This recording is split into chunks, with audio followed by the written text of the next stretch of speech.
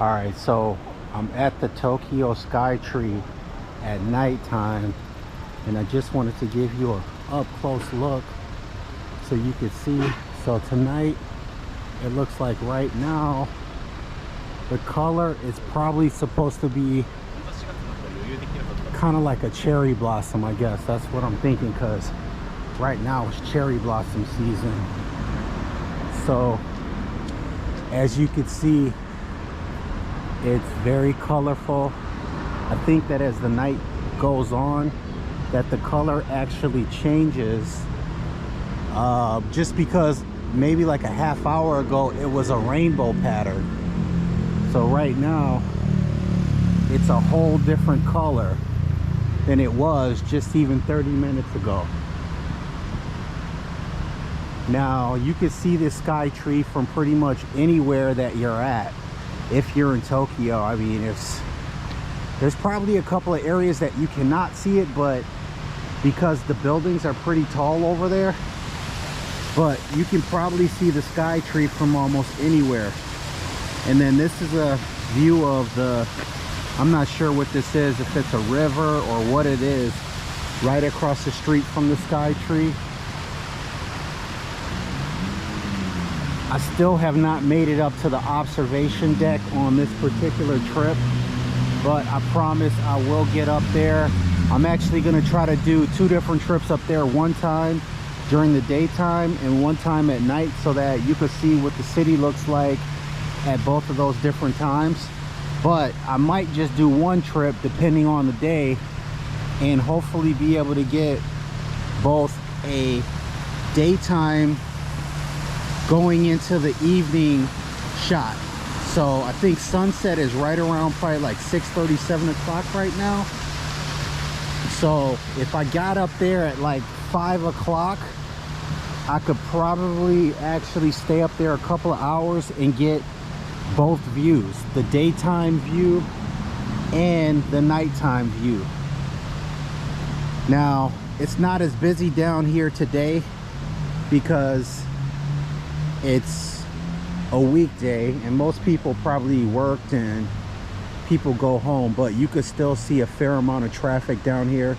There's still tons of tourists down here I've seen that are down here taking photos.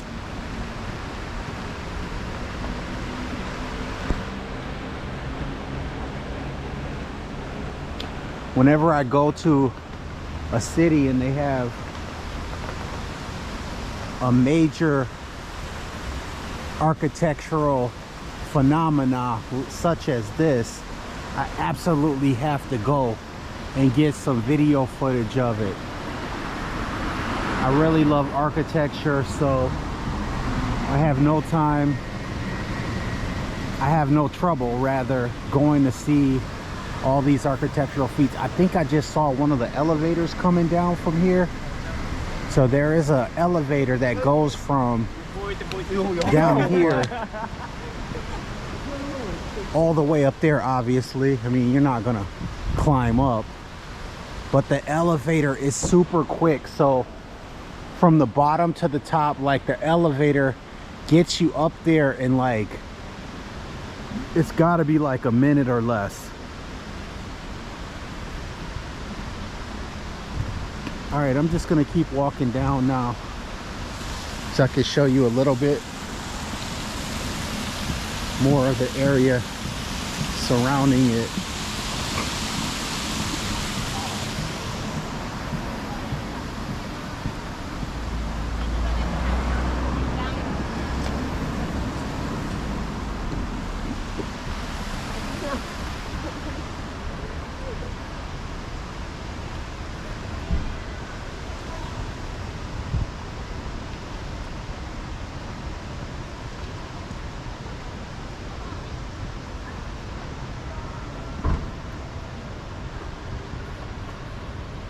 So right now in Tokyo or in Japan, there's tons of jobs that foreigners could come and fill.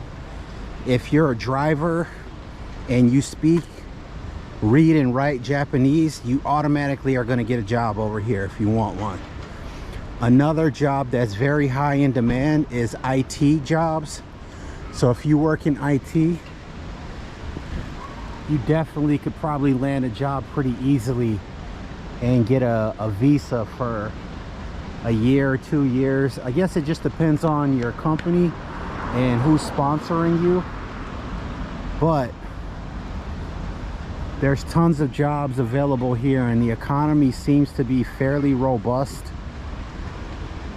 I can't promise you that because I haven't applied for any jobs, but in the people that I've talked to, that I've gone to school with, that were actually working, they were telling me some of the jobs that they were able to get. Like the one guy, he's a bartender, and then another person that was in my class did a working holiday.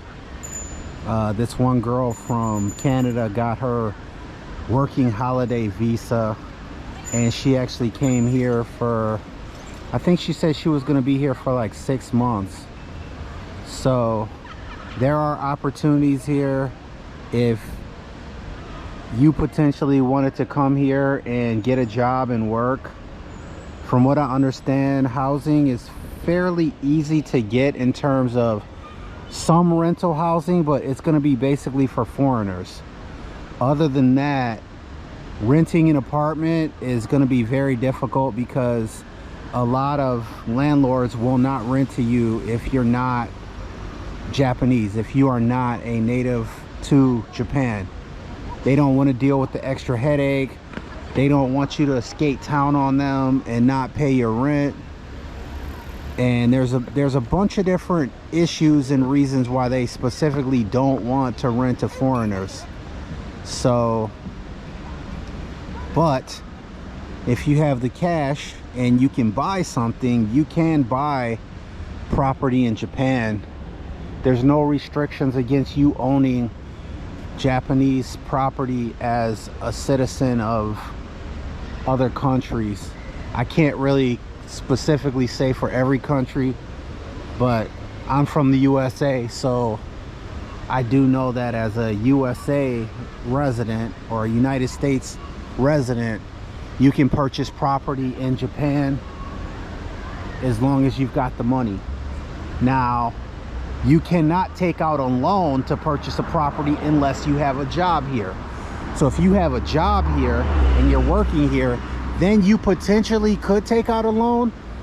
I don't know all the details because, quite honestly, they're gonna know that you're gonna only be here for a certain amount of time. So realistically, I don't think they're gonna let you take out a 30-year loan to pay for a property that you would have to finance over 30 years. So I think that if you want to buy in Japan as a foreigner, the best thing to do would be to pay cash for it if you have the cash and you can do that. Now, I will say this: land and space is very, very hard to come by. You can imagine with so many people here that every little space and every little small area is filled up. So the land is very much at a premium. The land works differently here. Real estate works differently here than it does in other countries. So over here, it's really all about the land and where the land is located.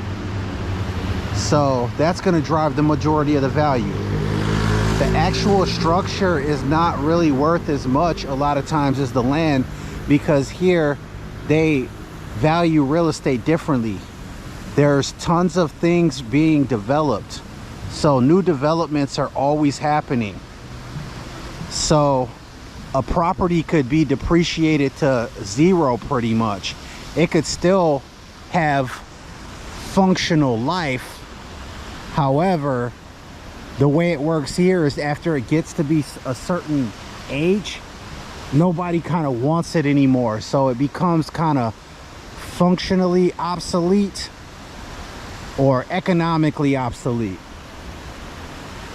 because they're constantly building new things here. So that's how kind of the real estate market works here. All right, I just want to give you guys a view of this. I'm actually going to come back, like I said, I'm gonna come back and I'm gonna get some footage from the observation deck upstairs, up there,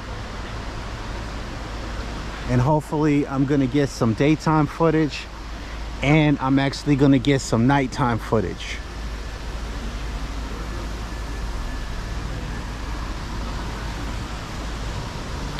All right, I'll catch you guys next time.